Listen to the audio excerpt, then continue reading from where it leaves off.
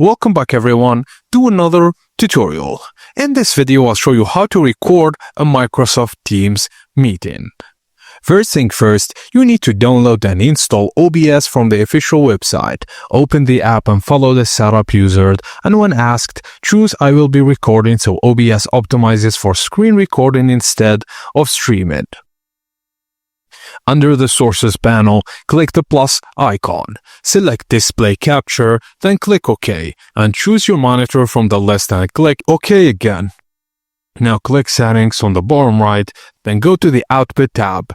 Under Recording Path, select the folder where you want your videos to be saved, then click Apply, then OK.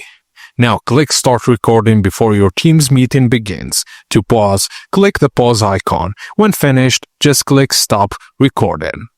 In Settings, then Audio, make sure both your desktop audio and mic audio are enabled. Adjust volume sliders in the main OBS window so neither is too loud or too quiet. And done, your Teams meeting will be saved in the folder you selected, ready to rewatch or share.